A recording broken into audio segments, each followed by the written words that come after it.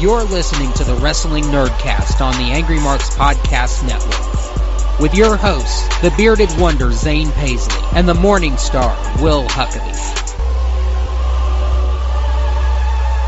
And ladies and gentlemen, welcome once again. It's Tuesday night. You know what that means. It's time for the Wrestling Nerdcast. And as usual, week after week, month after month, for the last couple of years, I'm their host, the disrespectful intellectual, the Southern gentleman, the IWA North Carolina champion, the worldwide Grand Prix champion, the Morning Star, the Incredible Huck, Will Huckaby. And as usual, I got my co-host, my homie, the reasoning behind the madness, the highly imitated but never duplicated. She is the commentator for not only Mucha Lucha Atlanta, but also for Atlanta Wrestling Entertainment, and she also guest commentates whenever necessary, and you can catch her not only on this show, but also on the FOW podcast every week or whenever her schedule allows. The lover of waffles, the voice of the speech impediment, my co-host, Mika Villas. Mika, what's going on? Good evening, good people, and Huckaby. How's everybody tonight? I'm doing good. And also, it wouldn't be a team if I didn't introduce my A1 since day one, the hardest working producer in wrestling podcast history, the man, the myth, the legend, the one and only Killer Kev. What's going on, Kev? Not a whole lot. This weekend was a bunch of meh. This week is a bunch of meh. I am already over it. Just whatever. And it's just Tuesday. Indeed. Yeah. And it's just Tuesday. Yeah, exactly. And it's just Tuesday. But even before we even get into all the meh, as Killer Kev likes to put it, let's talk about, Mika, how was your weekend? Because you had a very exciting and amazing weekend this past week. How was your weekend? What did you do? I did. I really, truly had an amazing experience this weekend. I am part of one half of the world's cutest commentary team, along with my co-host, my friend Danny Danger, who was a guest on the show with us last week. We did commentary for a benefit show, Janie Strong, in the famous Landmark Arena, the NWA Wildside Arena. I was able to sit in the commentary booth and call this charity show that had like some up and coming names and great established people like Darby Allin, Chip Day, AR Fox.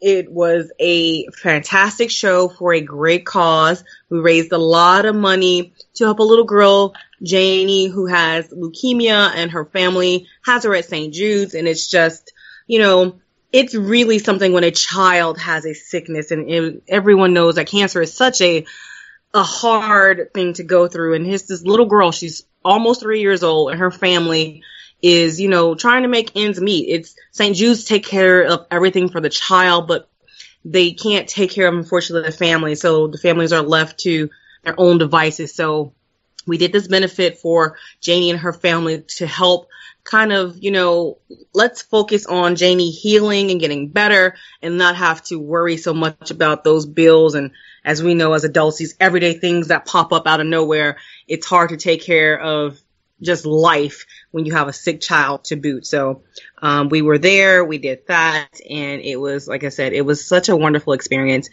I encourage everybody to do something good because there's not enough good. For me, that was giving back time, giving back, money, just giving back to something greater than myself. We're not the focus here. It's a community thing. I think, for me, that's what I felt. It was a communal experience where everybody who was on the show, we donated our time. You have people, AR Fox is on television. He donated his time. He runs a training school here in Atlanta. His students donated their time. They weren't saying you have to be on this show. We had one of the people on the show drove in from Maryland to be on this show. I mean, one night show, no payday. That's giving back when, he could have easily taken a booking someplace else and, gotten paid for it. He decided, this is what I want to do. This is where I want to be. And that's giving back. That's doing good for the sake of doing good. See, I love me myself as a wrestler and stuff. I'm very picky about, charity shows and benefit shows that I do. But whenever there's a child involved, myself personally, I always try to benefit my time and stuff. If it involves a child or a fellow wrestler, myself personally, how I feel about, events like J&E Strong, I think that every wrestling company should do something for the community. It's like, as wrestlers, as a wrestling company, we take from the community. We take money, we fans, whatever the case, what I'm saying? We ask them to pay for tickets, we ask them to pay for merch, we ask them to buy pictures, whatever the case may be. We ask them to buy DVDs or, buy our online streaming service. So when you have a chance to give back to the community, I think it's an amazing thing. I saw, a couple of Facebook Live videos. I saw a couple of results and everything. Like, I'm really jealous because one of the matches I wasn't expecting to see on the J&E Strong show that actually happened. And I never thought it actually would happen, just because these guys really travel in two very different circles. One is on Lucha Underground, the other one is an Evolve talent, and some kind of way, and because of this show, this match happened, was Darby Allin versus AR Fox. Before I get into my weekend, like, that's the match that really had me intrigued like crazy and stuff. How was that match? Darby Allin versus AR Fox. I could imagine that it was a super athletic, death-defying match. Was it not? It was everything you hoped it would be, except for it was too short. They're not still fighting because you want them to still be going at it. This was a family-friendly show, and they did keep it family-friendly, but they got wild. They went out to the crowd. I mean, AR Fox, out and had Darby out in the middle of the crowd, tossed him into some cheers. They both did justice to the show by not holding back. They did, unfortunately there was nothing really super high up that Darby could coffin drop from, but we got a coffin drop. So again, they didn't hold back. AR Fox, 450. You best believe one of the best 450s in the business today. Amazing talent. They're both quick, agile.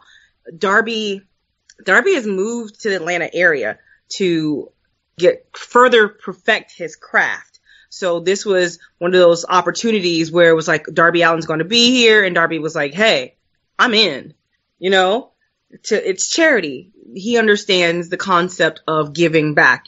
He's fresh to the area, getting in on this event. So yeah, it was a great match, and I'm looking forward to maybe having Darby Allin, is part of the AWE roster. He has been with us a few times, so I'm looking forward to seeing more unique matches and more of Darby Allin's unique brand of entertainment here in Atlanta. So yeah, if you weren't at this show, we are, I know that there are plans to try to get this so it can be distributed out, so you can buy it D or a DVD or what have you. So as information comes out, I will definitely pass that along so everybody can, again, these are unique matches. These are people who you may know, you may not know, but you will know them soon. So, and the established names, again, like you said, Lucha Underground star and Evolve stars, intermixing wrestling, that doesn't happen, but we had it happen for a good cause. Well, speaking of good causes, I, on the other hand, had a very, very different type of weekend. Saturday at noon, I was in Montgomery, West Virginia. It's starting to become a tradition that I always wrestle at Montgomery County Fair, or whatever you want to call it, festival, for a Mega Championship Wrestling.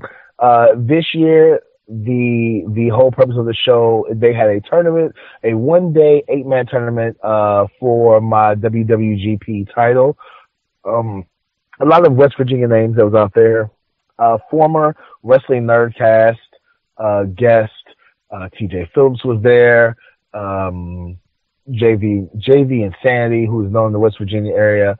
Tommy Gibson, who is not really related to Robert Gibson from the Rock and Roll Express, but has on occasion, I guess he's the unofficial third member of the Rock and Roll Express. He was there. I actually ended up wrestling him for the title. He made it all the way through the tournament. Me and him ended up wrestling for the title. Of course, I came out as the victor. The funny thing about it was, this is a festival, so there's no guardrails. It's not like a regular wrestling show. There's guardrails, there's security all over the place, and it's a very contained area. There's fans all over the place. They're listening to music and eating food, like, red velvet funnel cake and deep fried Oreos. And this is West Virginia, so everybody had tacos in a bag, which if you've never had one, Mika or Kev, you've got to try the taco in a bag. It's one of my favorite West Virginia things to eat. But I got attacked by an old black lady during this match. We were fighting outside, and next thing I know, I'm getting attacked by an old black lady. And when I turned around and saw her, I threatened to punch her in the face. And then, like, an older white lady threatened to beat me up for, looking at the older black lady, who I guess is very well known and beloved in the Montgomery area. So, that was fun. And then Saturday night, White Trash Bash. I had my first ever death match. Ridiculously wild and crazy. And some of, the best death match wrestlers were there. Necro Butcher.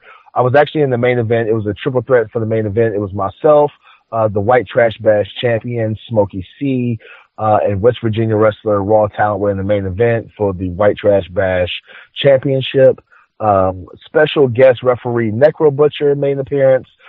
G Raver was there. He was a part of the show. Former Wrestling Nerdcast guest. I'm sorry. I almost forgot his name. TJ Phillips was there. My arch nemesis, Brad Cash. Him and TJ Phillips actually had a very, very, very gruesome, for lack of a better word, Taipei death match during this show. I don't know. Do you understand? You know what a Taipei death match is, right, Mika? Yeah, I do. I'm just like, wow. Yeah, they had a very, Brad Cash almost lost a finger, which probably would have been good. Ha, the hell with Brad Cash. TJ Phillips. When I say he almost lost a finger, they had to, tape up emergency, kind of put a couple of stitches in there and rush, and wrap it up really good. If you go on his social media, you'll see, the end result of that match and stuff. Blood squirting everywhere. Just TJ Phillips' back looked like a crew of raccoons attacked him. There was, and they used to say, during this entire show, there's glass everywhere and light tubes. And G Raver and another gentleman, Devin Carnage, had a glass pane match where there was glass. There was shower glass. You have a shower stall glass or whatever. You know what I'm talking about, Mika? The door. Glass. Yeah, the sliding door of a shower, a glass shower door. Yes, they had panes of shower glass in the ring. Gosh. And these two guys, and the thing about it is, and I can never say that I'm a huge fan of deathmatch wrestling, but I can appreciate guys who work the style, and in my opinion, work the style correctly. These guys can actually wrestle, and at the same time, they're great deathmatch wrestlers. Guys like, Pondo, Necro Butcher, Masada, G Raver and Devin Carnage had a great match. TJ Phillips. Brad Cash only had a great match because he was in the ring with TJ Phillips. I hate Brad Cash. I love him, but I hate him.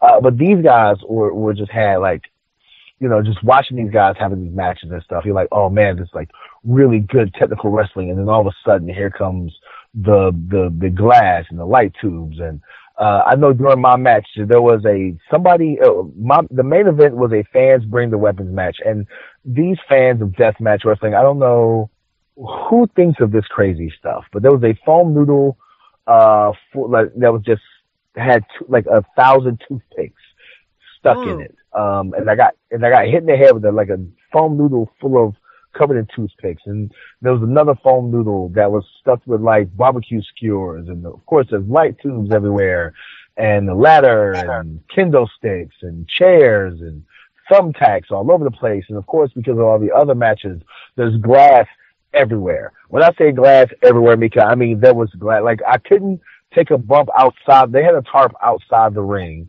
and I couldn't take a bump outside the ring because there was about 2 inches of glass all the way around the outside of the ring. Just from like the 4 other matches previous to us.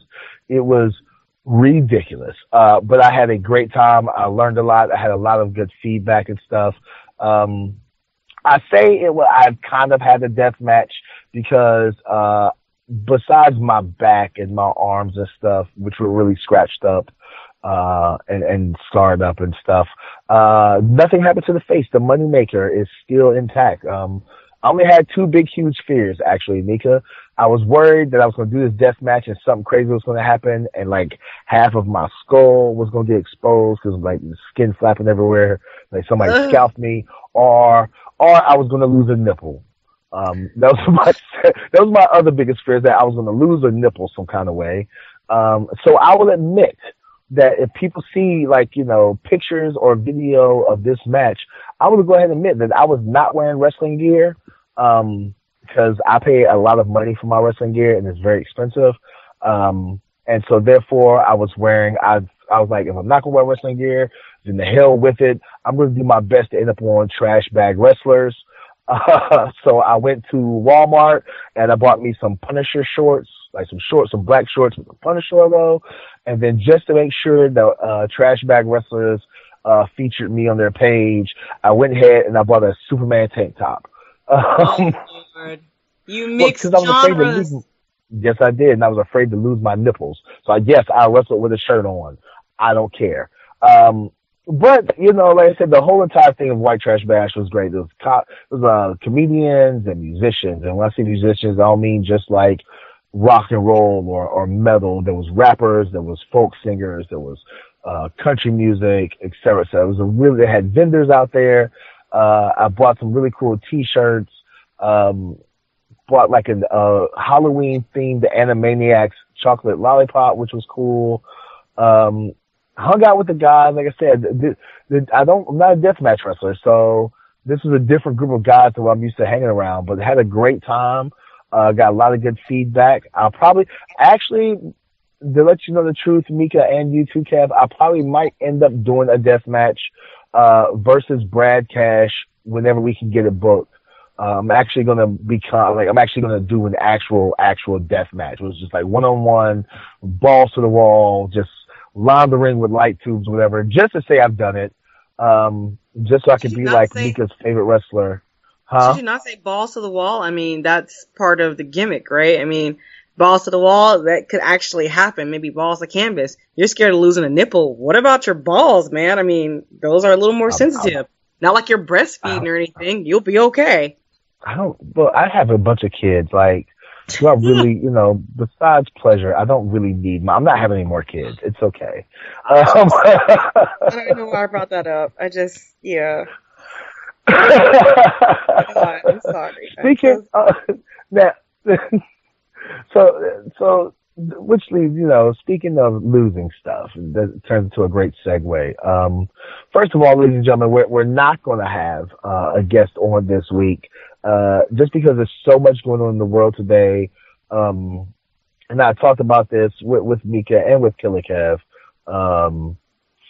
last week before our show last week. I was like, I really didn't want to talk about it, but if it got to the point where I felt like something needed to be said or whatever, I would say something and I would have it on this air. So because of all the current events going on this past week, and especially in the last 2-3 days, I really feel like there's more to, and I know this is funny saying this on a wrestling podcast, but there's more to life than just wrestling. And ladies and gentlemen, when the lights go off and the music stops playing, we're not, even though I'm a wrestler 24/7, I have a life. I'm a citizen of the world. So we're definitely going to talk about everything that's happened in the last 48 to 72 hours.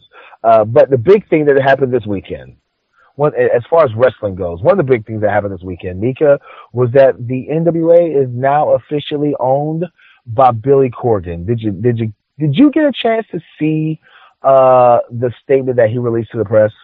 I saw that he released a statement and I was interested, but not interested enough. I like Billy Corgan. I like his passion because he is first and foremost for this purpose, a wrestling fan. It is clear that he wants wrestling to succeed. He wants to do something great with wrestling. I don't want to get into the politics and the back and forth with he and TNA, but this man has the money and the means or whatever to go out and buy a company. You know, it may not be the second or third or fourth biggest, but it is historic. So I think that takes a lot of guts, moxie, and again, being such a fan that, you know what, you know history, you know wrestling, to get your own territory and say, this is it, now I'm going to go. If I recall from just what I'm gathering, is that he's going to change the lettering. It's no longer going to be NWA. Is that right? Or by all means, please correct me and inform us. It's still the NWA. I think you're talking about the UWA, which is something we'll talk about also. My opinion, and I said this off air, I'm not a fan of Billy Corgan. Not just because of his whole TNA fiasco, but I don't know if you know this or not, but he used to be part owner of Freelance Wrestling in Chicago. I did not know that. Did you know that, Mika? I did not. He was part owner. Yes, he was the money guy behind Freelance Wrestling in Chicago. Just because somebody loves wrestling doesn't mean that they have to that they have to own a wrestling company. I love wrestling. That doesn't mean that if I had the money, I was going to be a wrestler. But before I get into my diatribe or whatever, I'm gonna let you finish your thought. Go ahead and finish your thought first, Mika. Well, about Billy and the buying of the I finished it. I mean, again, I am not sure. Or like you said, you're not a fan, and I understand there is a term that, you know, maybe I should not know, a money mark. Even with him being a money mark, hopefully, he understands that you still need to have a, I guess, pure wrestling mind in your mix at your top of your heap there to help you run a company properly. I believe that. No, go ahead. Here's the reason why I'm not a huge fan of Billy Corgan taking over the NWA. Because at least with Bruce Stark, he grew up with wrestling. He wrestled someone. He was in college under a mask. His father was involved in the wrestling business. He sold tickets. He set up chairs. He actually sat down in booking meetings and stuff. So he knew the ins and outs of wrestling. Just because you're a wrestling fan, just because you have the means to buy a wrestling company, just because you have a love of wrestling or whatever, and just because you may have been successful in other avenues of entertainment does not mean that that's going to transpire over into wrestling. Reading his statement, he said he's going to do a lot of big things, a lot of changes and stuff. They're not, obviously, you know, as Killer Kev said in a personal group, he's not rushing into having his first NWA show. The current NWA World Champion Tim Storm is going to be defending. I guess like Billy Corgan is going to went and mended fences with a couple of people who used to be involved with the NWA, most notably David Marquez, the owner / promoter of Championship Wrestling from Hollywood, which at one point was the huge flagship of the NWA. That's where, you know, Colt Cabana and Adam Pearce really had their huge rivalries and stuff. And a lot of the big title changes during that time era happened on Championship Wrestling from Hollywood, which is seen in over 500,000 houses or homes in the greater LA area, and also on social media and stuff, YouTube and things like that. So the NWA World Championship will be defended on Championship Wrestling from Hollywood. So he's mending the fences that way. He got rid of the affiliate program. Certain things that stood out to me was the fact that they're not running these shows. So you basically bought the company and now you're going to stop. you're not going to run any shows because you guys have a plan. All right, cool. Hopefully you have a plan. If you, the thing is, they said they're going to try to, I guess, in my opinion, Billy Corgan and his business partner, Dave Lagana, is going to try to reinvent the wheel. They're like, and there was a couple of things they said in a statement which wasn't true. He was like, the average wrestling fan is in their mid to late 50s, which is a falsehood. The average wrestling fan is actually in their mid 30s. The average wrestling fan is in between the ages of 29 and 38, I do believe, is the main demographic for most wrestling fans, which is around my age. Because most older wrestling fans don't like the new style of wrestling. And then most young people who are younger than like 28, 29 are more MMA fans than they are professional wrestling fans. But he was basically saying they're going to try to start catering to a younger, hipper audience and stuff. Wrestling is out of touch and they're going to reinvent the wheel, basically. One thing that really stuck out for me was the fact that Dave Lagana, which is, I guess, his business partner, the person that he brought in and stuff, will be handling the day-to-day operations of the NWA. And I guess that they're going to do business with certain friendly former affiliates, people who are friendly to them. I have no idea what the hell that means, but whatever. What was I getting? Oh, they're going to do certain business with certain friendly affiliates, whatever the hell that means. But Dave Lagana will be handling the day-to-day operation while Billy Corgan is out promoting his new album. Mika, I'm going to ask you this. How do you feel about somebody who's the president of this wrestling company? You just bought this company. You have nothing established, really, as far as your leadership goes. And right off the gate, you're just going to leave it to somebody else to handle the day-to-day operations while you go promote your music album. It's a good thing, and perhaps I could see where it would be a bad thing. As I was saying before, Billy Corgan's a fan. He's a money mark for our purposes, our wordy, knowing the vernacular purposes. He has money and he wants to own a wrestling company. He still needs to have someone who has a mind for the business of wrestling to be there to guide him appropriately. Or in this case, run it and report back what's happening, or to maybe run decisions past. Dave Lagana says, Billy, we're going to make the championship for this. What do you think? Okay, Dave, do it. We're going to do this, this, and this. Billy, I've done this, this, and this. Okay, Dave. If this is his friend, this is someone he trusts, this is a name. Dave Lagana is a name that I know. I've heard of this name. If I, off the top of my head, can't recall exactly, but I believe he was a writer. I'm pretty sure he's worked for the WWE. I know he's worked with TNA before. So he is not someone who is inexperienced in the wrestling business, in the business of wrestling. Billy Corgan, I just kind of glanced over an article about this thing as we were speaking here. He said, big hurry to make the NWA great again. He didn't say great again, but they're in no big hurry to push out this new brand into the masses to let us kind of delve in and tear it apart or what have you. He understands, or they understand, that this is not going to happen overnight, that this is a historic brand, and to do that historic brand correctly, you have to take your time to do things right. Friendly affiliates, if by chance something hack or GFW or whatever the hell it's going to be called, when they're ready to start producing, to make shows or what have you, I'm sure Corgan or Dave, somebody has somebody there that they can reach out to and say, hey brother, here's the deal. We don't have a TV. We don't have TV. So why don't you let your guys come perform so we get names, they get bookings, blah, blah, blah, blah, blah. The NWA affiliates, people who were, or territories that were using the names in the various cities or what have you, I'm sure they're going to reach out and say, hey, listen, we're not Vince McMahon. We're not really trying to kill the territory.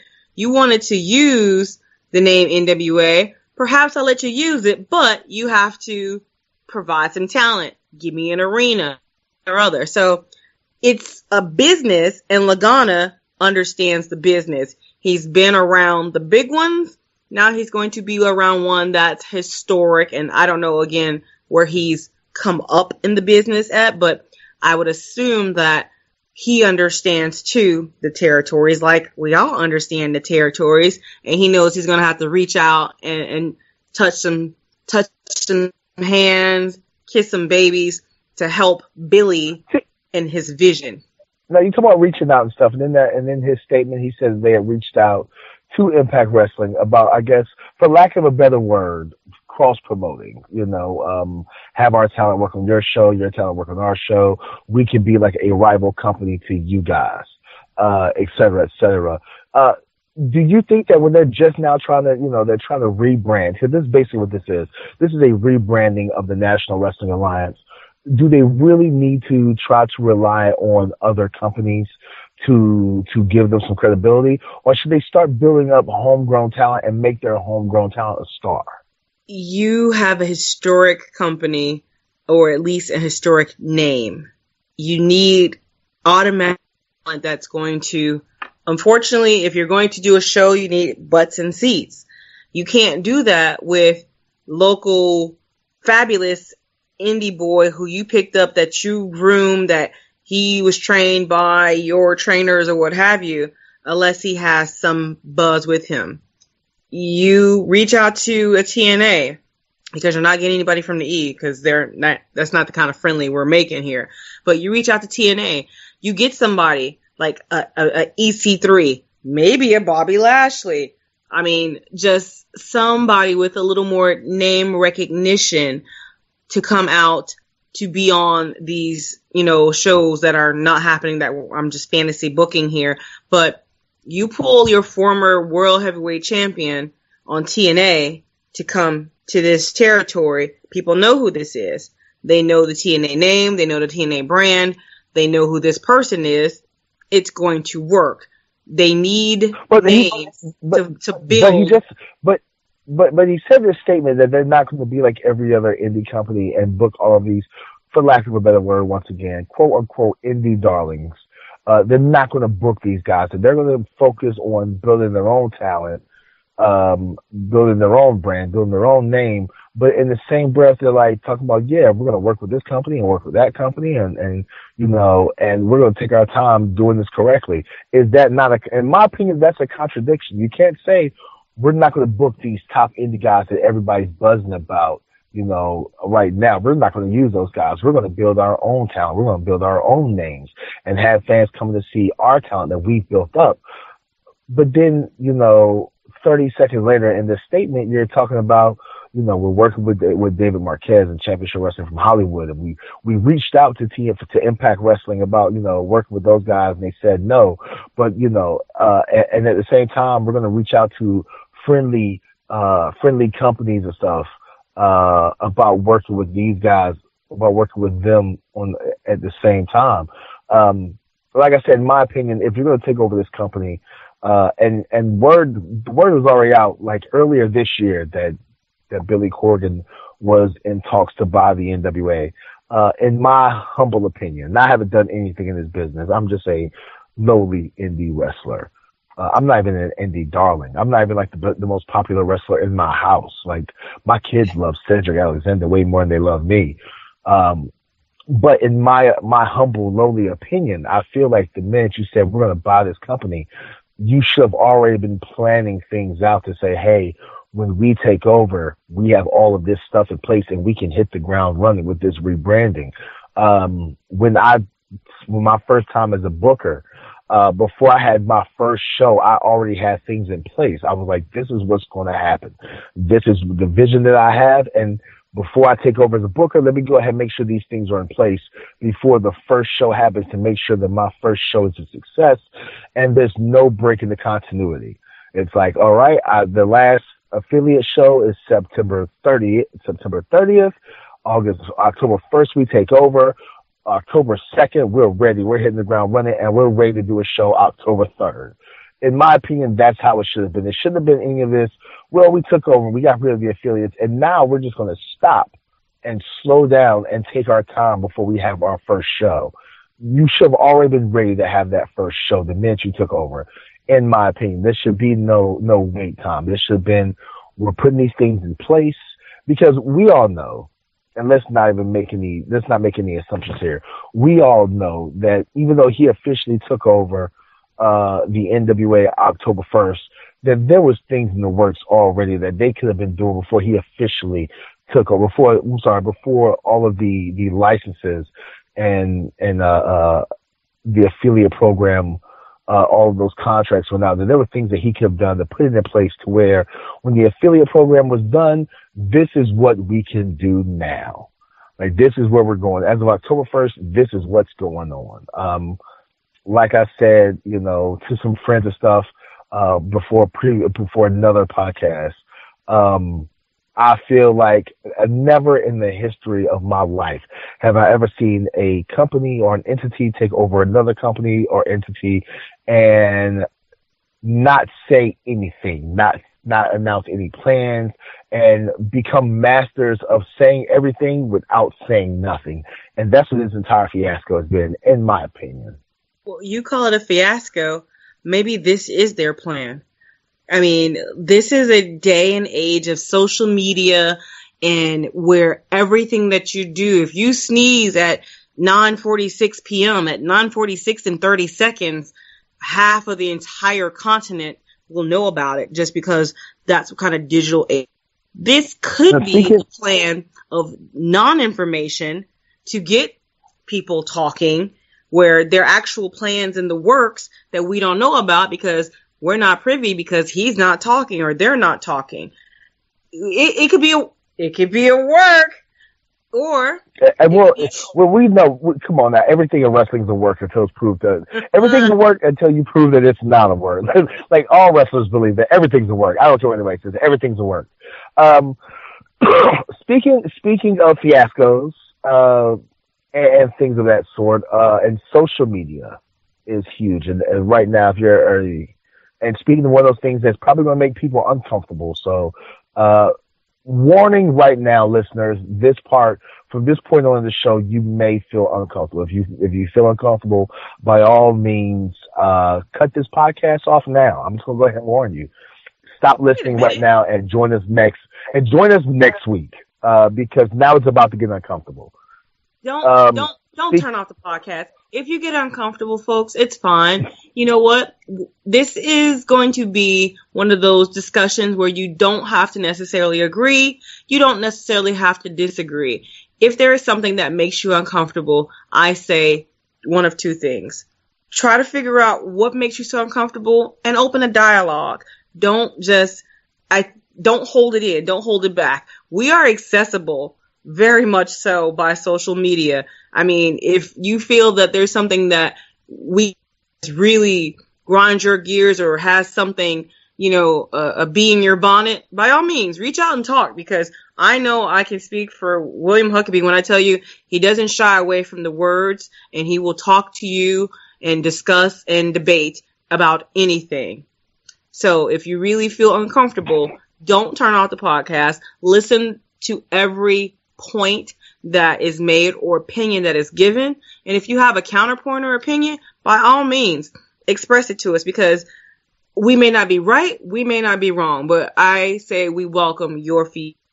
I'm going to say this. I'm going to try to make this I'm trying to make sure that this is not a political debate, and this is not a matter of race or racism or whatever the case may be. I want this to be a talk about what is right and what is wrong, and the values that I would like to think that our listeners and our fans and everybody in the world grew up with. This is right, this is wrong.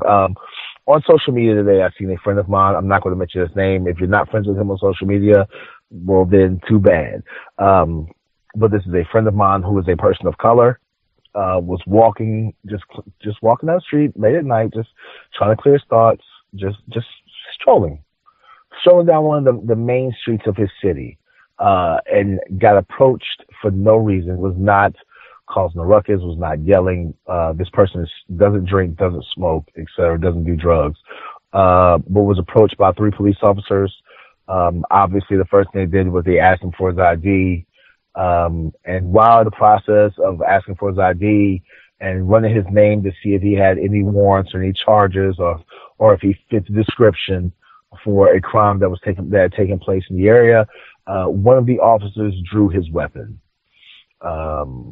After they ran his name and they came back over the radio that there was nothing going on, that he had no arrest warrant, he had no arrest record, he had no warrants, he wasn't a suspect, he didn't fit a description.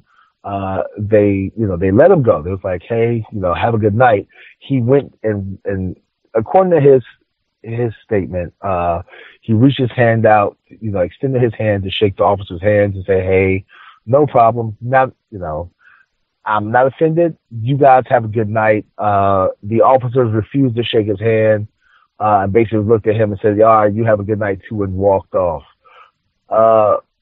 In my opinion, I don't feel that whatever happened to innocent until proven guilty, Mika. And once again, I don't want to make this about race, and I don't want to, and because we all know, and I have friends of all different races, and a lot of my friends are white.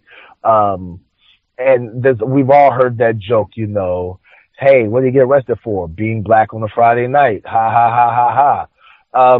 Driving while black. Ha, ha, ha, ha, ha. This doesn't happen, and I've seen it, and I'm saying this, and I'm going to say this also. I saw a video on social media where a white gentleman was with his girlfriend or his wife, whatever, and she was white also, and the only difference was that this guy was white with tattoos all over his face, and they were harassed by the police as well. The cops stopped them. Stopped them because somebody called and said they looked suspicious. They had a torch in their back seat. The guy was like, that's for my job. The cops were like, as soon as you pull into the public road, we're going to pull you over. They drove off, and the guys recorded on Facebook Live the whole time. And of course, they pulled over. The cops are following these guys. As soon as they pull over to see if the cops are going to pass them, here comes the red and blue lights. The cop comes up to the window, says, I stopped you. The lady's like, no. And he's like, oh, your tags are out. And she's like, no, they're not. And he's like, well, ma'am, your tags, what day your tags expire? And she's like, yes, I do. But, for the sake of argument, when do my tags expire? And this gentleman's like, October 20th, 2017, the tags expire. He's like, do you know what day this is? And she's like, yeah, it's September. And the look on the cop's face is like, oh, shit. Oh, well, you guys have a good day. Police, and I'm saying all that to say the job of police is to serve and protect. When have we come to in America to where the people who are supposed to protect us and make us feel safe treat regular, ordinary citizens, no matter what color, no matter what race or religion, treat them like they're criminals from the minute that they meet them? Isn't there supposed to be some kind of training? Because being a police officer or any kind of law enforcement agent is a volunteer job, just like being in the military. I served my country for 6 whole years. Did 2 tours of combat. It was strictly voluntary. I knew what the worst possible scenario could be when I raised my right hand and swore to protect the United States of America and the Constitution. I knew there was a possibility that a war could break out and I may lose my life. With these law enforcement officers, sheriffs, deputies, state troopers, probation officers, parole officers, bounty hunters, bondsmen, like, they understand that, you may or may not be dealing with the worst people in society, but does that give you the right to treat everybody like that? Mika, what do you think? What is your opinion? This is a very touchy one for me because I walk both sides of the fence. To say this, no, as a officer of the law, someone who is a public servant, there is that word public and servant that gets lost now because of the day and the age and the times that we live in. For various reasons, as we get more spiraled out of control, people have more access to weapons. People have more access to creating items that can hurt, that can harm, that can maim, where a person's look may not necessarily convey that person's intentions. So as someone who is a law enforcement officer, you have to be aware all the time, especially when you've got that badge strapped on, when you're in that uniform, when you are out and about on your duties.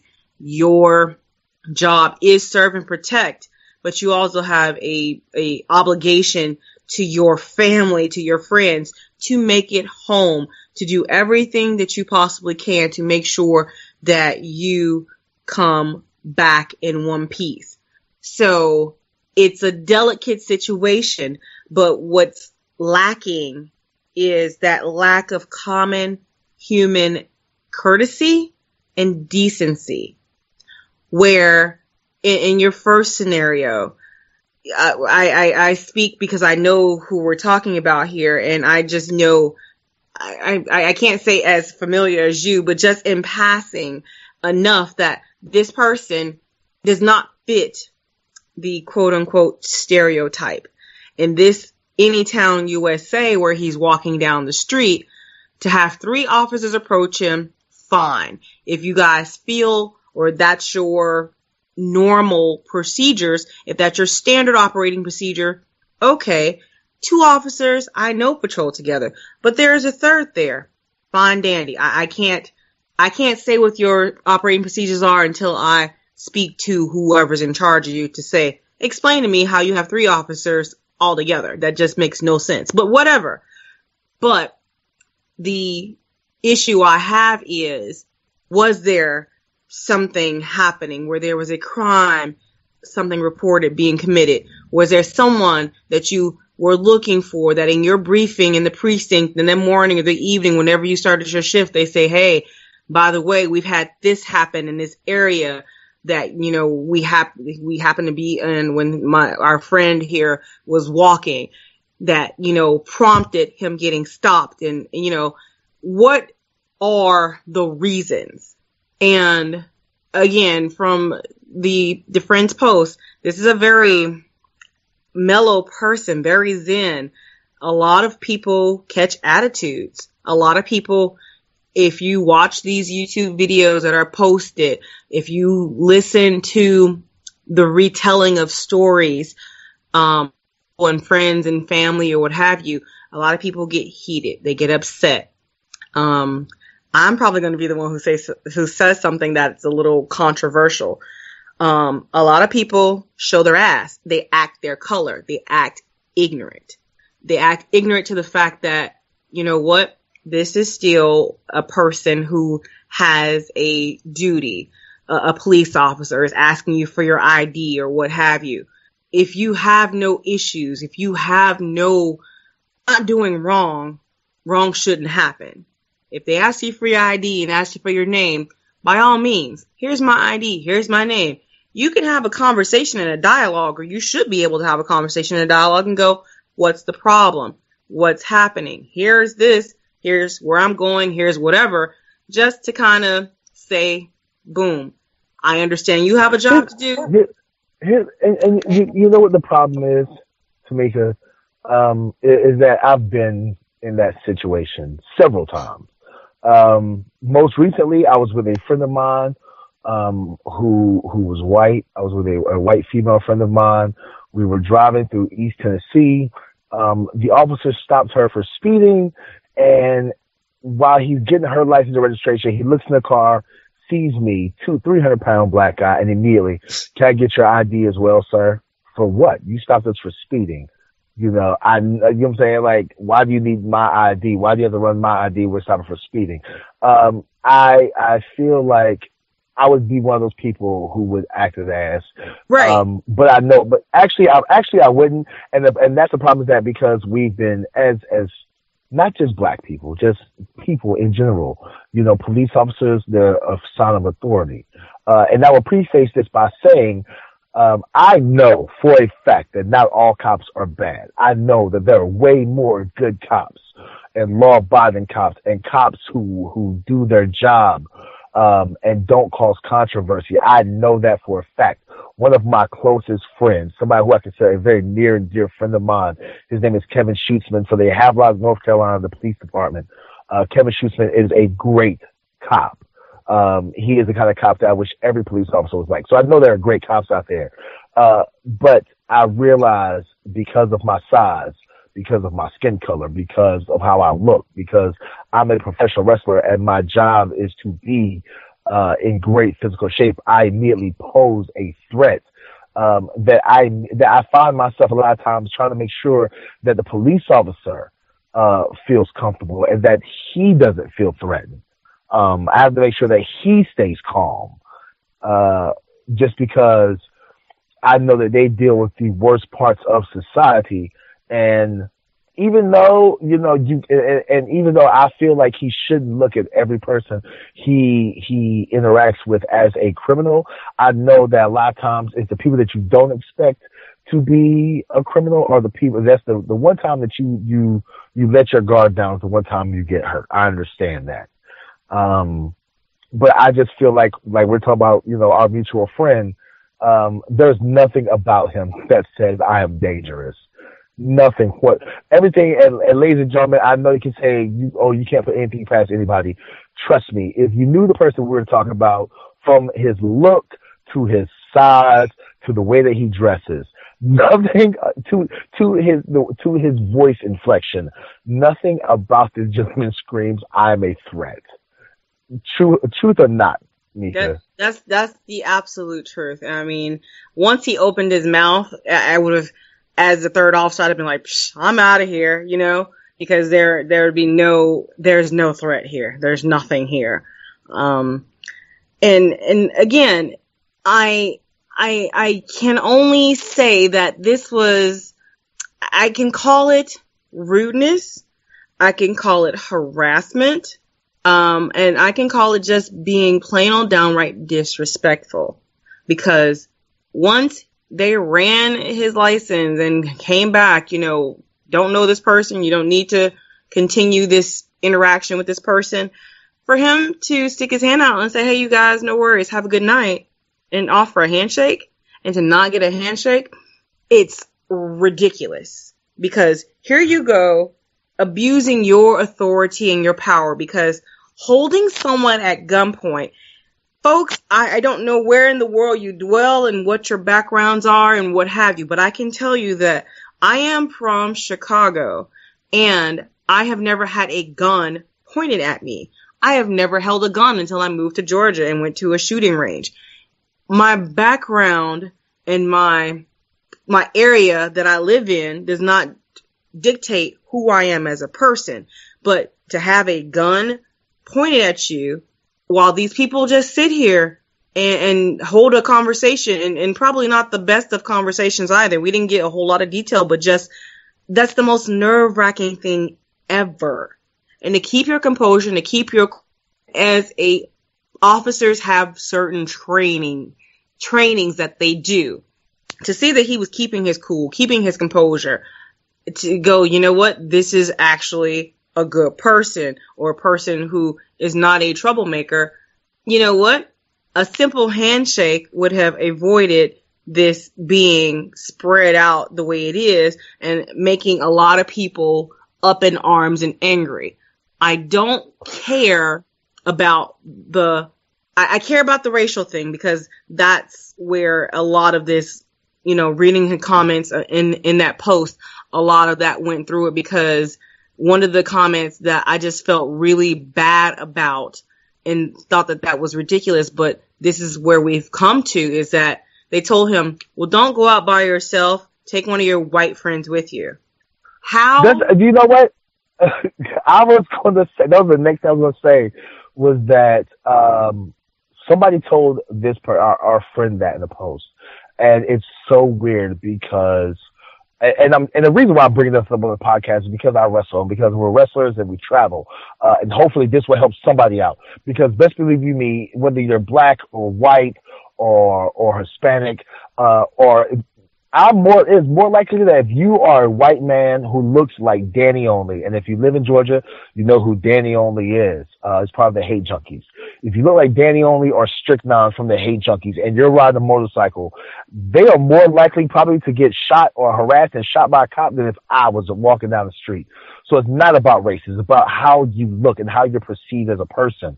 But what you're about to say, Mika, is that my mother called me up Friday before I left and was like, baby, I know you're going to West Virginia.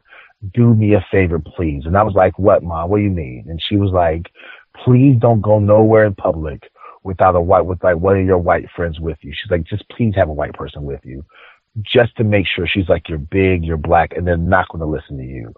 Please just have somebody white with you.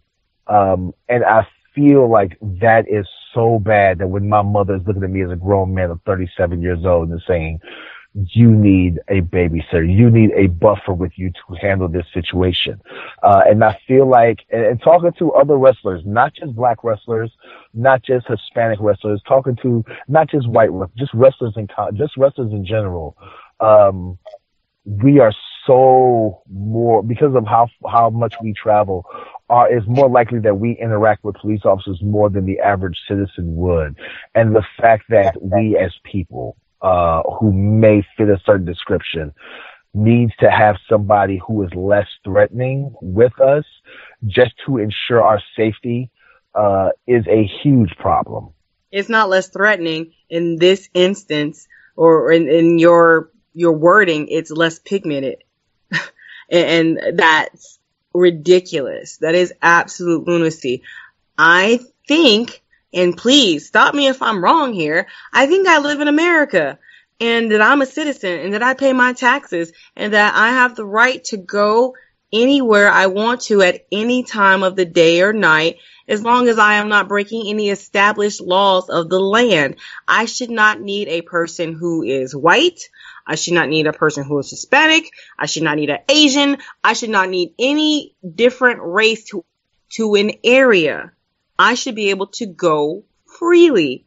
And the fact that people are even programmed in this day and age and still to say that, I know America is not over its, issues, that we're in the middle of right now something that is just totally horrendous, because I thought in this time where we've had a president of color that the world is a different place. It has changed. America is no longer, for white people, by white people, or what have you.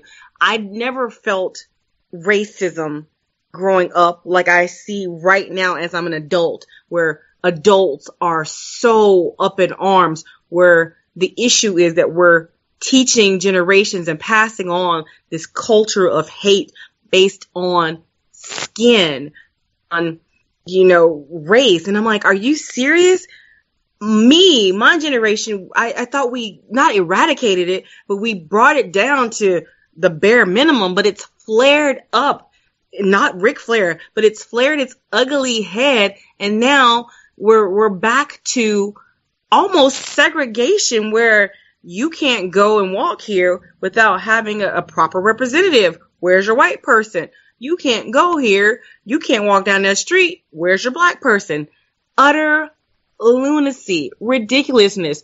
And the fact that based on your skin, how a police officer approaches you, how they talk to you, how they treat you, is just beyond my realm of understanding. And people will go, well, you sound like you, again, I grew up in the hood, y'all. Straight up, y'all. I know it sounds so funny, but I grew up in a straight up hood. Okay. I mean, like literally my neck of the woods, rough part of the city. How I was approached by police officers was, hey, who are you? What's going on? This is me, blah, blah, blah. Conversation officer, is there a problem? Nope. The thugs that I hung out with had enough common sense or enough home training to answer the questions. Here's your license. Here's this. Here's that. And you know what? If you were wrong or caught doing wrong stuff, hey, you know what? You got me. And we keep going about our business. Now, everybody wants to fight. Everybody wants to draw a weapon. They want to run. They want to mouth off and be intimidating and just make it worse. I say the home training because it starts at home. If you teach kids that you treat this person different or you're treated differently because of a race, because of a religion, because of a skin, because of your difference, instead of just we're people, period, then it is the fault of the parents, the fault of the community, the school. It is the fault of us as adults that this cycle is continuing, that we're not stopping and going, you know what? We're wrong. This is what we need to do. This is who we need to be. This is who we need to show the next generation. Right now, we're in such a social situation and everything is live. Like I said, everything is out there in the media. Everything is so is pulling back and going, your life matters. All lives matter. It's like, yeah, all lives. No, every person matters. Every child, every human, right, wrong, green, yellow, blue. And it gets so twisted. So twisted. I'm sorry. I'm saying this. No, it's fine, Mika. What I was going to say was, I didn't want to interrupt you while you was on a roll. Yes, but what I wanted to say is, I'm bringing this up because, like I said, once again, as wrestlers, no matter what color you are, no matter what race or religion you are, please be careful when you're out there traveling these highways. Like I said, as wrestlers, we're more likely to interact with police officers because we're on the highways and the interstates. Just please be careful and treat people the way you want to be treated. If you don't want to be judged, don't judge anybody else. Something else, and I want to get to this because I know, like, we're really running a long time, but this is something that I really wanted to touch on, was the tragedy this past week, or this week in Las Vegas. Yesterday, Monday. Yesterday. I don't want to make this. This is not a political discussion, ladies and gentlemen. I don't consider myself a Republican or a Democrat. I'm actually registered as an independent, so we can go ahead and if you ever want to know my political affiliation, I'm an independent. But I consider myself a constitutionalist. I don't give a shit what you do with your life. I don't care if you want to have 1 million guns, and I don't care if you want to have 0 guns. It's the Second Amendment. You have your right to guns. You have your right to free speech, et cetera, et cetera. Life, liberty, the pursuit of happiness. Whatever makes you happy, as long as it doesn't infringe on somebody else's rights, have at it. With that being said, the tragedy in Las Vegas, I don't want to label this person because I feel like it's going to turn into a race thing or a political thing. And I don't want to say, oh, well, because he's white, they're saying he's mentally ill, which is a comment that I read on social media today. And I've read, of course, hey, he should be considered a domestic terrorist. Yes, in my opinion, this gentleman is a domestic terrorist because the definition of terrorist is one who instills fear in another. And that's exactly what this gentleman did. 50 plus people passed away, over 500 people injured. These are, people who were just going out to have fun. They were going to see a concert or a festival, going to see their favorite musicians. Jason Aldean they're all there to see Jason Aldean perform in Las Vegas and Mandalay Bay, and then this, according to the reports, I'm just going to say what was reported, this 64-year-old gentleman decided to open fire on a crowd of over 2,000 people and injured and or killed 22,000 people. I'm sorry, 22,000 people and injured and or killed upwards of 600 people. Is a huge tragedy. I'm at a loss for words to understand because the report is this gentleman had, no history of crime, no arrest record, no past infractions, wasn't like leaning towards any extremist views politically or religious wise. Do people just snap? I'm at a loss for words, and I've been kind of in a fuzz, in a cloudy haze all day, just trying to understand what makes somebody do something like this. In this day and age, and they've called this the worst mass shooting in, American history, or current American history. I don't understand what makes somebody do that. And without making this a political debate about gun control or whatever, like I said, I feel that if you want guns, have guns. But I don't understand what's the point of a private citizen having an automatic weapon. I live in the South, ladies and gentlemen. Where I live at, this part of North Carolina, the first day of hunting season, or the first day of deer hunting season, might as well be a national holiday. Like I said, some of my closest friends are white, and on the first day of deer season, which is coming up very soon, ladies and gentlemen, they take time off. They don't go to work. Their kids don't go to school. They don't go to work. Their wife doesn't go to work. Like 4:00 in the morning, you find them at the gas station, camo, orange hat, trucks, dogs ready, and they're going out into the woods and stuff. So, and these guys have guns, gun cabinets. They have entire rooms full of hunting rifles and pistols. Very few of them have semi to fully automatic weapons, because you can't go hunting with an AK-47. You're not going to shoot a bear or a deer with an AK-47. You're just not going to do it. Go ahead, Mika. I'm finding myself. I can't speak. Go ahead and talk real quick. What is your thoughts on the recent tragedy in Las Vegas? First and foremost, condolences and prayers to people who are affected, and that's the victims, their families, their friends, and I think just all of us in general, because you never expect something like this to happen. You don't realize the gravity until it hits. We live in a age where I work in the hospitality industry, and we now have trainings for active shooters. This is what this was. The event is an active shooter. We have to run scenarios for this. This is something that is so unnatural for me.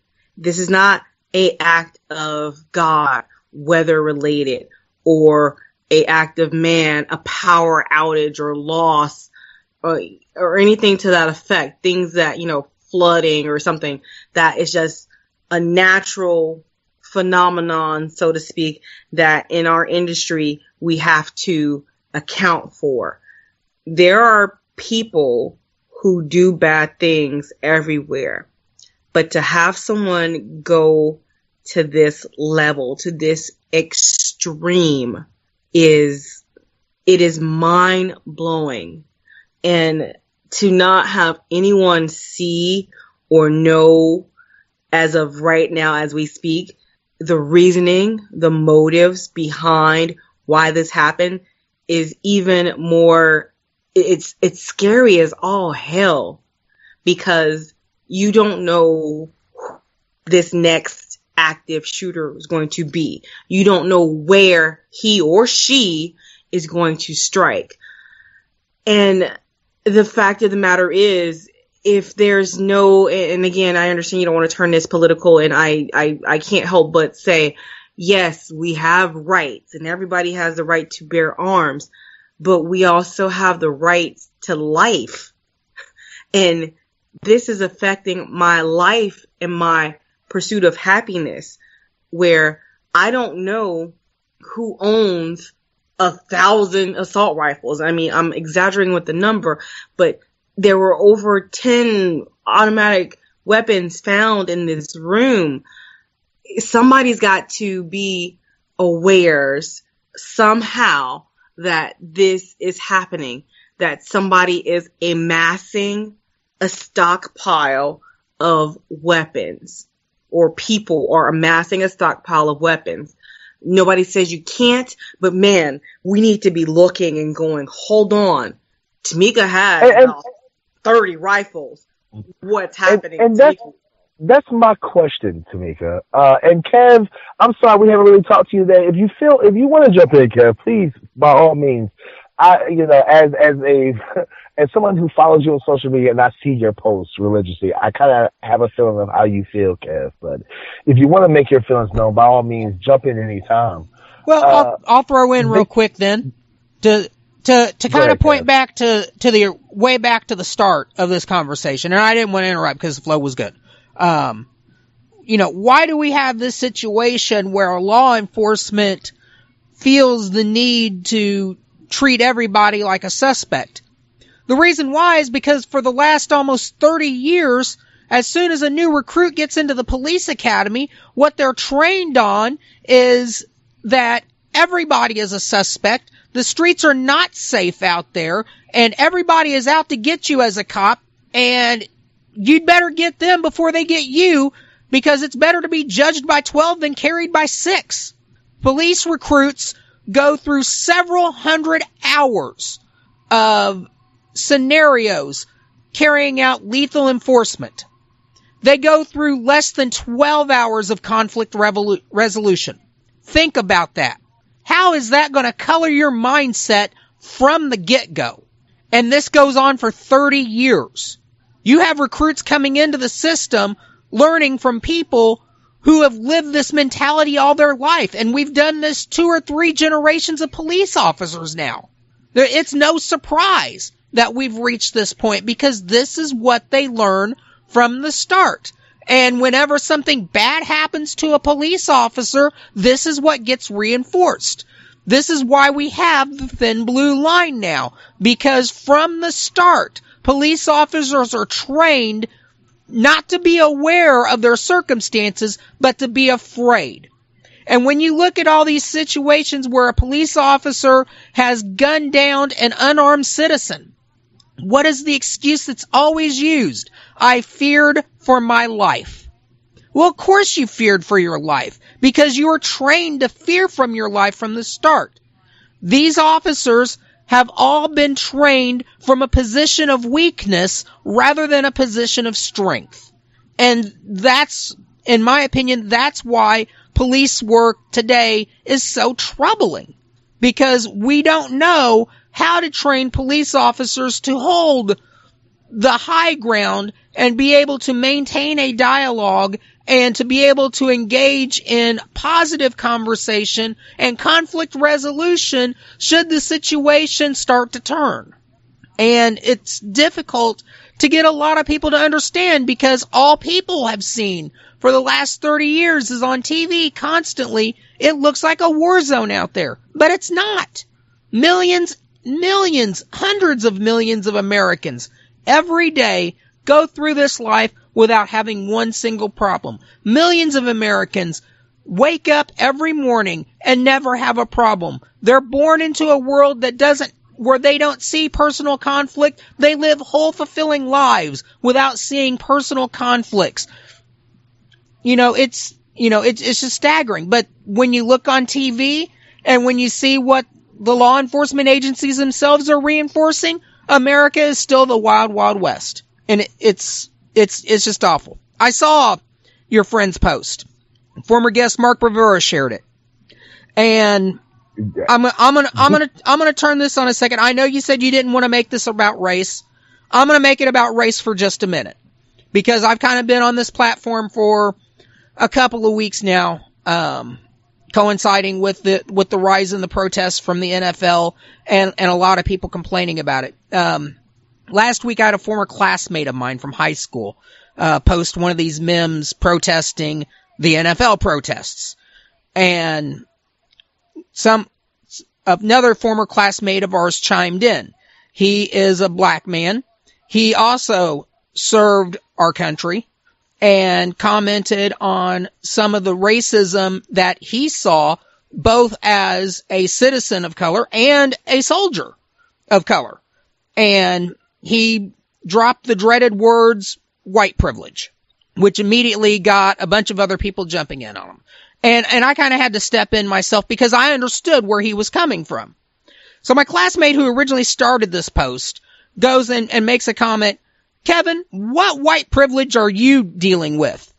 because as I seem to remember, we grew up in the same city, we grew up in the same neighborhoods, we went to the same schools, and I'm just not seeing this alleged white privilege that I'm accused of having.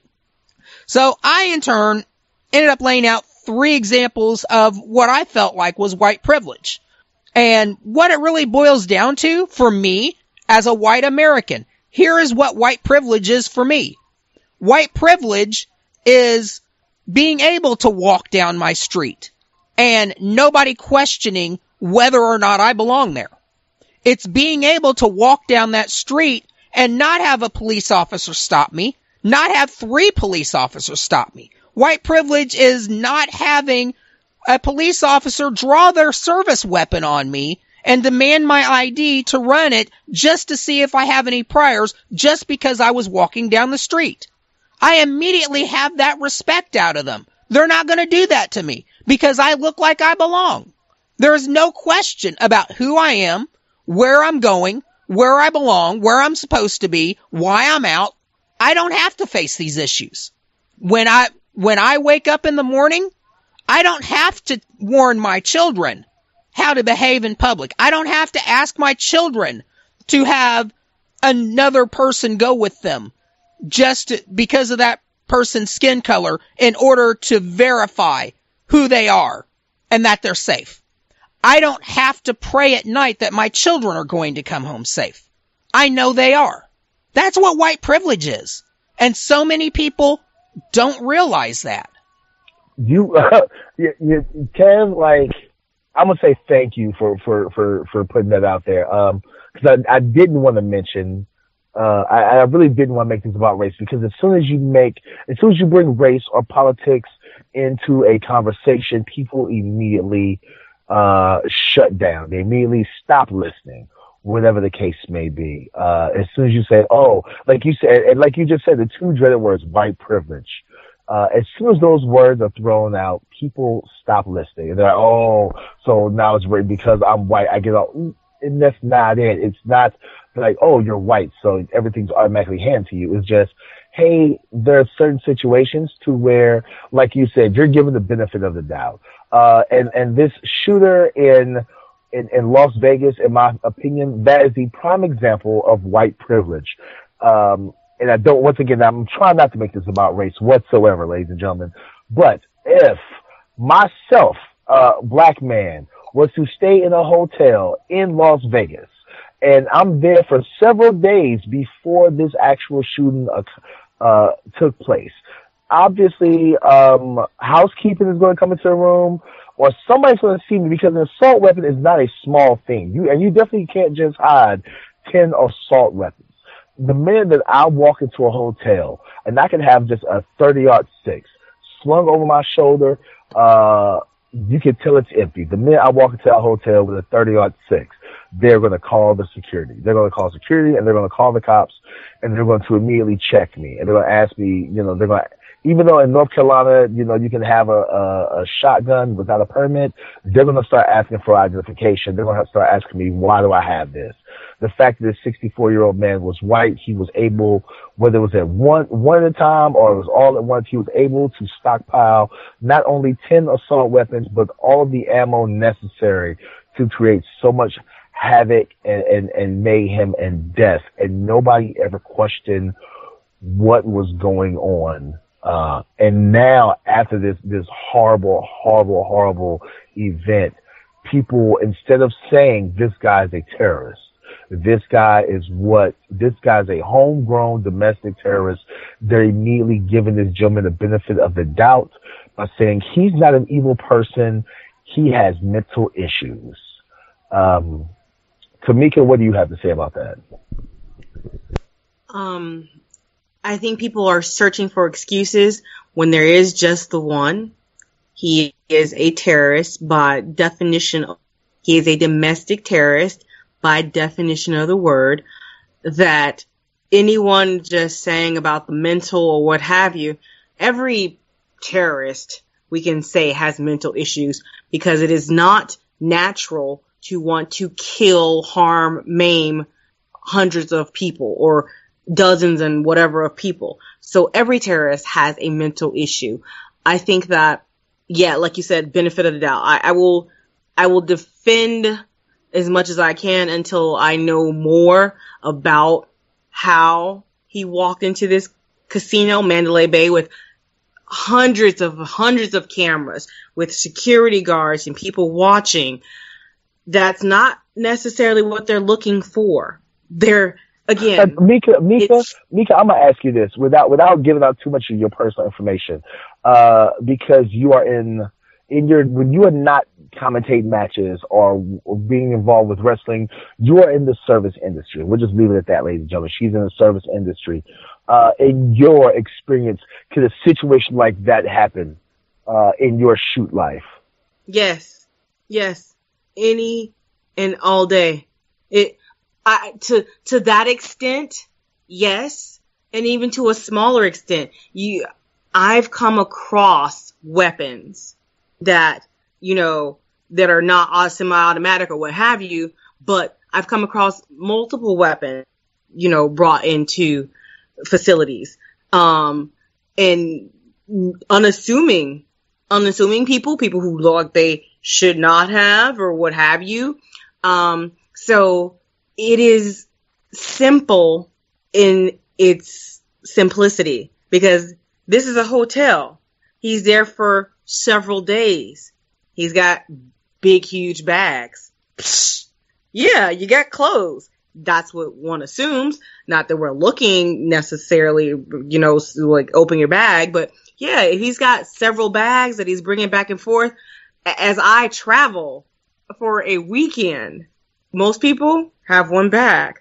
I have 4 for 2 days because I bring my, kitchen sink, but it's not unusual. So it's not out of the ordinary. The contents of his bag were out of the ordinary, but nobody knew that until we're here in and now. So it's possible for anybody to do this. Unfortunately, it has to be stopped, not on a service person's, watch, but it has to unfortunately come from above, meaning that, again, you don't want to turn political, but it is to a point, because we're going to have these about gun control, about people the haves and the have-nots, and you make it easier for criminals. And this man wasn't a criminal. It was too easy because he wasn't a criminal.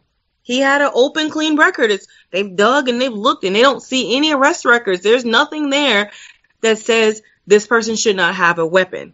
They are going to pull the mental illness or whatever, but just from the brief discussions that we saw with his family, that, this was a person who was talking about their mother and making sure their mother was okay. That's not a sign of someone necessarily with a mental illness. So where the regulation, and I know it's a bad word, has to come in, where we have this government in place that should be protecting its citizens, serving its citizens. I'm not telling you can't have these, but I need to know you have them. I need to understand that you have it. It's just a crazy amount or a full amount of weaponry. Now, what you do with it, as long as, again, you're not infringing on people's lives, is fine and dandy. But there has to be something set in place, some triggers, for lack of better word, that go off when there is somebody with an unusual amount of weaponry. The normal average gun owner has how many guns? What, 2? 2. Actually, 7. I was close. 2. 7? Yeah. 7. Are we talking about in the South or in the North? Oh, on average, in the United States, your average gun owner has 7 guns. That's too damn many guns, in my opinion. Well, I mean, because, and I can see that. And most of that is because the majority of people who legally own guns own a variety of guns for recreation, sport, or hunting. Okay. Surprisingly, most people do not own a firearm for self-defense. Yep. Right. I was going to say that where I live at and stuff, people have, some people have them for self-defense. They have one gun for self-defense, and then they have a variety of hunting rifles and pistols and stuff, specifically for sport, as Kev like to say, and for hunting and stuff. You know, they have 30-06s, 12 gauges, you know, et cetera, et cetera. They have 45s just in case a bear gets way too close, or 50 cal just in case a bear gets way too close. You know, and that's the only time they really bring those weapons out. But to close this up, maybe, you know, with our politicians, maybe like a great comedian said, Chris Rock, maybe we don't need gun control. Maybe we just need to regulate bullets. And let you have as many guns as you want, but you just can't have bullets. And just, you know, as Chris Rock said, you know, he had to have done something wrong. They put $50,000 worth of bullets in him. Just trying to bring some levity to the conversation. Anyway, our time is running very short, and this is something that we can talk about at length. We can go on at least another hour talking about this, and some people will listen and some people won't. But before we get to, you know, what's going on in our coming weekends and stuff, in our coming schedule, I would like to say to anybody listening to this, whether you agree with myself, Kev, or Mika, or whether you disagree, hopefully you can take from this the fact that just because you haven't experienced something, just because you don't see it in your personal day-to-day life, doesn't mean that it's not happening.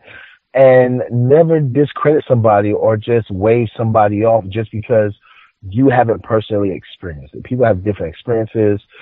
We all come from different backgrounds, but we're all people, whether we're black or white or Christian or Muslim, and we all want to be treated equally. And let's just treat each other equally. With that being said, Kev, what do we have this coming week on the Angry Marks Podcast Network? Well, tomorrow night we will have a new episode of Glove Up or Shut Up, where we talk everything in mixed martial arts. Thursday night, we will have Thursday Night AMP, where we will continue the ongoing discussions of what's going on in professional wrestling and everything else. And I got a feeling that one esteemed Mr. Stevie J is going to have a lot to say about YouTube. So be prepared for that. We're going to have, I believe, a new episode of the Impact Implosion with Seth Draken and Mike Poulin. I'm assuming that's still what they're calling the show. I don't know what they're calling the name of the promotion anymore because it's gone through about 6 and 7 weeks. So I don't know about that.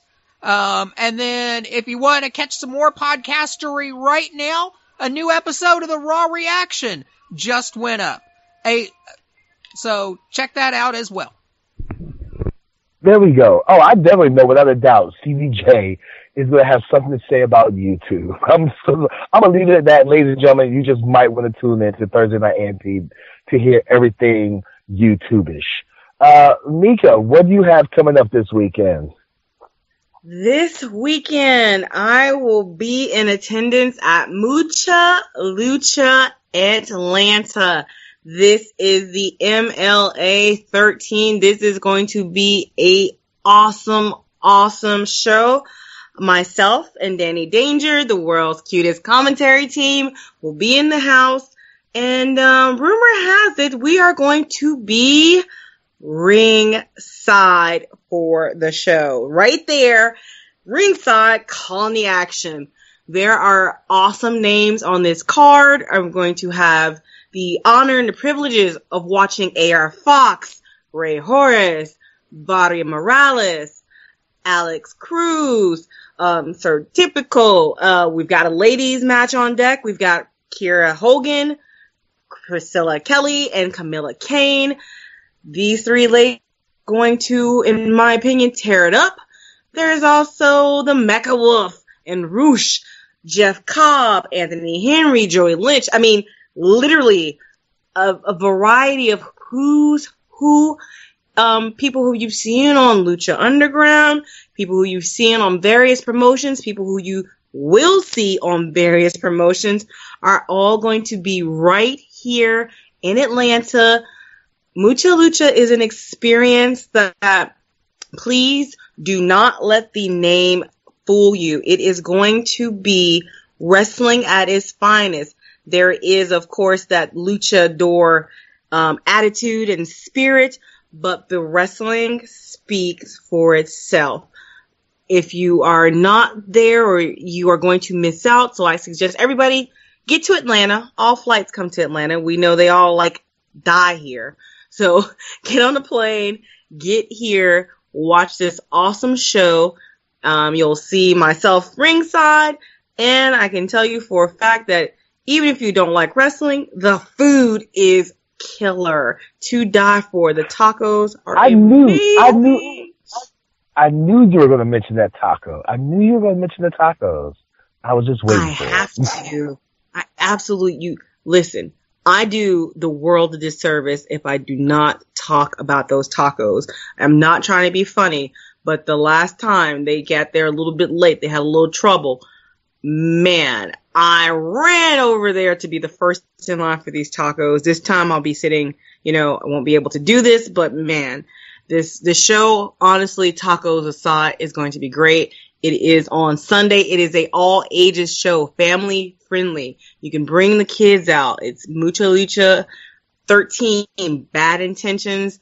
Start time at 4:30, and it's in Norcross, Georgia. It is right in the Atlanta area. And again, I'm excited because this is going to be great. So everybody come out. Say hi. Afterwards, feel free to buy me a beer, but I'll be working, so can't drink one during during my thing there. But please bring her a taco ringside. Somebody, if you're listening to the show and you're going to be at Mucha Lucha 13, please bring Mika a taco or two, please. As for myself, this is a short week for Will Huckaby. This Saturday, I will be in Princeton, West Virginia for West Virginia Championship Wrestling. I will be in the main event. It's a 6-man tag team tournament, tag team match. It is the WVCW Heavyweight Champion Aaron Biggs, as part of the Black Skull Army, joined by, Jay Smooth and also Baron Bullard, aka they're all the Black Skull Army, versus myself and the Gymnasty Boys, White Mike, Timmy Lou Rettins. That means this weekend I get to be an honorary Gymnasty Boy. I think I'm going to channel my inner Sugar Dunkerton and find some outlandish outfit to wear to the ring. I am super excited. I've been an honorary duck once, and I get to be an honorary Gymnasty Boy. I'm super, super psyched. There's going to be lap dances.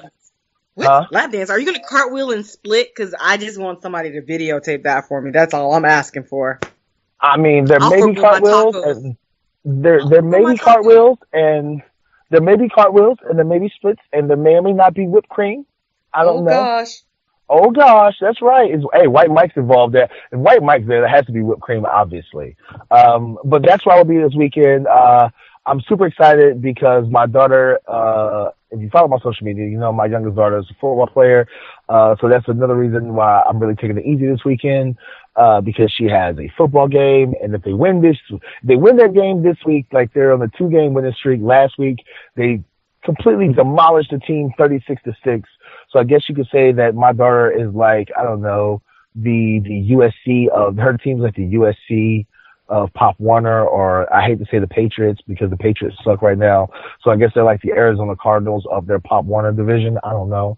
But I have to be there to make sure, because if they win this game, then they'll be number 1 in their division, which means they get a guaranteed spot in the playoffs. And I have to cheer my daughter on because she's a starting defensive end. Speaking of defensive ends, before we get into, our social media and stuff, I want to say huge shout out to Camilla Kane, who you can see, as Tamika said, this coming Saturday at Mucha Lucha Atlanta.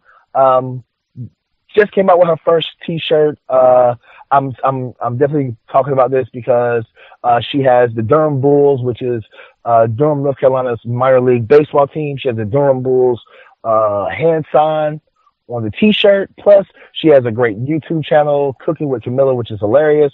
So please go support a really great female wrestler. Kitchen Killer with Camilla. Kitchen Killer with Camilla. She's going to eat. Oh. Can you tell her we watched her YouTube show, Camilla? We've got to get her on the show just so we can talk about that. Anybody who eats fried okra is a friend of mine. I love fried okra, so she completely won me over with that. Anyway, Tamika, social media, where can our fans and listeners follow you at? You can find me at everything social of the medias on Mika Villas, MIKAVILAS. That is your Instagram. That is your Snapchat. That is your Twitter. That is your Facebook. That is your everything. No premium Snapchat. Sorry. Oh, as usual, for myself, follow me on Facebook and Instagram, William Huckaby. Follow me on Twitter, W.A. Huckaby. Follow the Wrestling Nerdcast on Instagram.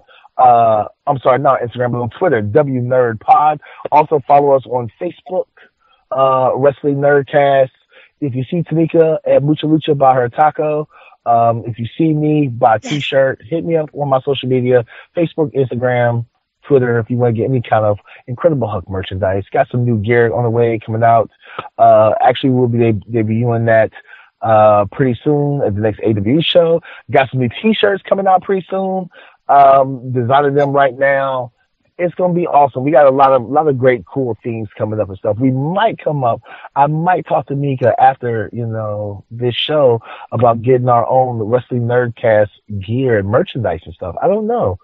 We're going to talk about that. Anyway, anything else, Mika? I know a model. No, I'm golden and cute. All right. Well, ladies and gentlemen, that's our show. I know, once again, I know this is not our regular show, but I hope you learned something. If not, if you didn't learn something, listen to it again. If you did learn something, then spread the word. So on behalf of one half of the world,